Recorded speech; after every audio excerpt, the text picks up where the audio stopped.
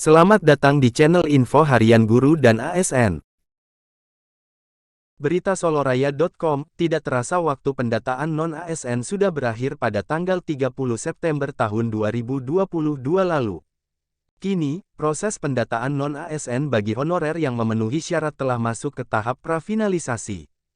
Menindaklanjuti pendataan non-ASN yang telah masuk tahap prafinalisasi ini, Menteri Pendayagunaan Aparatur Negara dan Reformasi Birokrasi (PANRB) merilis surat edaran terbaru. Melalui surat edaran dengan nomor B-1917-M.SM, pukul 1/2022, Menteri PANRB mengucapkan rasa terima kasih dan penghargaan kepada PPK yang telah melakukan pendataan non-ASN pada honorer di instansi masing-masing.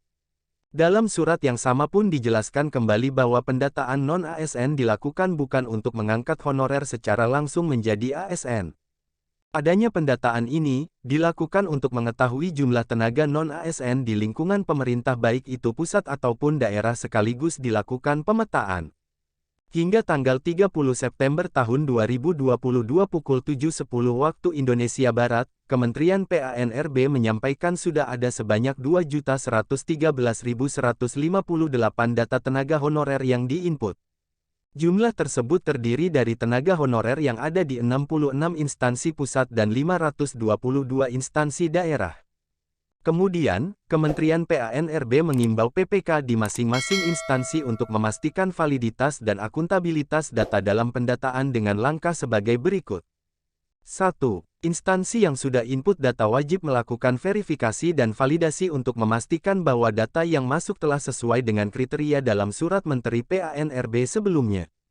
2. Instansi yang belum melakukan input data honorer agar melakukan validasi dan verifikasi data sebelum diinput ke dalam sistem pendataan non-ASN.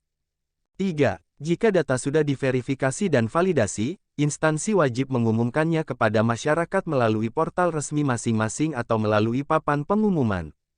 4. Hingga tanggal 8 Oktober tahun 2022, masyarakat termasuk honorer yang sudah terdata dalam pendataan non-ASN wajib memantau dan memberikan umpan balik jika ada kesalahan dalam data. Hal tersebut harus dilakukan instansi demi memastikan terciptanya transparansi serta menjamin akuntabilitas data yang disampaikan. 5. Masyarakat atau honorer yang memberikan umpan balik hingga tanggal 8 Oktober tahun 2022, perlu ditanggapi instansi dan diperbaiki datanya paling lambat tanggal 22 Oktober tahun 2022. Perbaikan data honorer dilakukan melalui laman pendataan non-ASN setelah melakukan konfirmasi kepada BKN. Data final pendataan non-ASN wajib disertai SPTJM atau Surat Pernyataan Tanggung Jawab Mutlak yang ditandatangani oleh masing-masing PPK di instansi. Jika data honorer yang masuk pada pendataan non-ASN tidak sesuai dan honorer tidak meminta perbaikan data, kedepannya akan berdampak pada pertanggungjawaban hukum. Maka dari itu, honorer wajib memantau pengumuman instansi untuk memastikan datanya sesuai sebelum tanggal 8 Oktober tahun 2022.